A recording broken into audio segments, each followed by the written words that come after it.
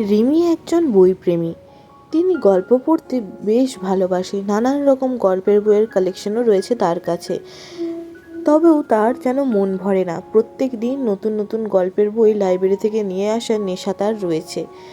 তাই সে একদিন আবারও গেল লাইব্রেরিতে, সেখান থেকে নতুন কিছু বই আনার জন্য। যাই, আজ নতুন কিছু বই নিয়ে আসি। সেখান থেকে যত রকমের নতুন নতুন বই এসছে আর সব নিয়ে আসবো, সব পড়বো। রিমি লাইব্রেরিতে পৌঁছাতেই দেখলো হরেক রকম বইয়ের সম্ভার।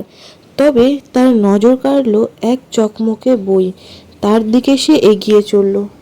এ কি অদ্ভুত ব্যাপার! ওই বইয়ের থেকে আলোর ছটা বেরোচ্ছে কেন? যেন ভেতরে কোনো ম্যাজিক হবে। যাই যাই দেখি। রিমি বই খুলতেই দেখলো তার ভেতর থেকে যেন ম্যাজিক হচ্ছে। চারিদিকে আলোর ছটা নানান রঙের। কি সুন্দর বইটা, কি চকমকে! এটাকে তো নিয়ে যেতেই হবে, পড়বো। তবে আজ আর পড়া হবে না, বাড়ি গিয়ে কাল সকাল সকালে পড়ে ফেলবো এই সব বই। যাই যাই, এইটাই নিয়ে যাই। এই বলে রিমি বাড়ির দিকে রওনা হলো। তবে তখন অনেকখানি রাত হয়ে যায়। তাই সে ঝটপট বাড়ির দিকে ফিরতে লাগলো। সেদিন রাত গড়িয়ে সকাল হলো। সকাল হতে না হতেই রিমি ভাবতে লাগলো, এই বই অন্যান্য বইয়ের থেকে অন্যরকম কেন? থাক, ভেবে লাভ নেই, পড়েই দেখি। এই ভেবে রিমি যেই না বইটা খুলেছে, সেই বই থেকে ছোট্ট ফুটফুটে একটা বাচ্চা মেয়ে তার সামনে এসে দাঁড়ায়। এ কি? কে তুমি? তুমি বই থেকে বেরোলে কি করে?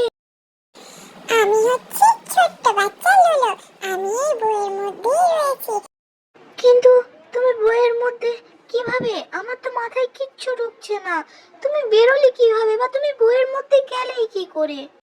ওসব কথা এখন থাক, আসল কথায় আসি। তুমি যদি গল্প পড়তে ভালোবাসো, প্রত্যেকদিন একটা করে ভালো কাজ করো, এবং ভালো কাজ করার পরে প্রত্যেকদিন আমি তোমায় নতুন নতুন গল্প দেব। এ, খুব মজা হবে। তাহলে আমি নিশ্চয়ই ভালো কাজ করব, আর প্রত্যেকদিন নতুন নতুন গল্প পড়তে পাবো। খুব মজা হবে।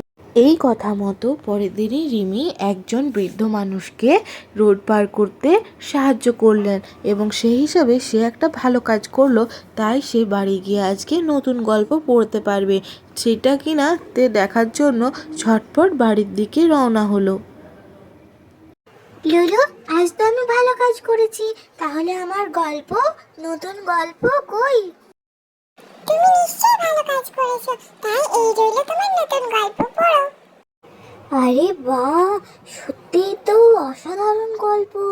আজ থেকে বরং আমি খুব ভালো ভালো কাজ করব, তাহলে আমি গল্প পড়তে পারবো। কি হলো রিমি, কেমন লাগলো গল্প পড়ে? এই যে, এই যে এক অসাধারণ গল্প। যতই পড়ছি ততই যেন মনে হচ্ছে আরো ভালো কাজ করব, আরো নতুন গল্প পড়বো। দেখো, এই হচ্ছে এই আশ্চর্য বই। তবে মনে রেখো রিমি, তুমি কিন্তু নিঃস্বার্থভাবে কাজ করবে। বাড়িতে কেউ আছো? এই গরিব ব্রাহ্মণকে দুটি ভিক্ষা দাও, তোমাদের মঙ্গল হবে। দাঁড়ান দাঁড়ান, আপনি একটু বসুন, আমি নিয়ে আসছি কিছু আপনার জন্য। তুমি বাচ্চা মানুষ, তুমি আমার কি সাহায্য করবে আবার? যাই হোক, নিয়ে এসো কিছু, এই দুপুর ভোর দুপুরে দুটো কিছু খাই। মা, তুমি এত সব কি এনেছো? এত সব জিনিস তুমি পেলে কোথা থেকে? আপনি চিন্তা করবেন না ব্রাহ্মণ মশাই, এগুলো মা রেখে দিয়েছিল, যাতে কোনো ব্রাহ্মণ গরিব মানুষ এলে তাদের সাহায্য করতে পারি।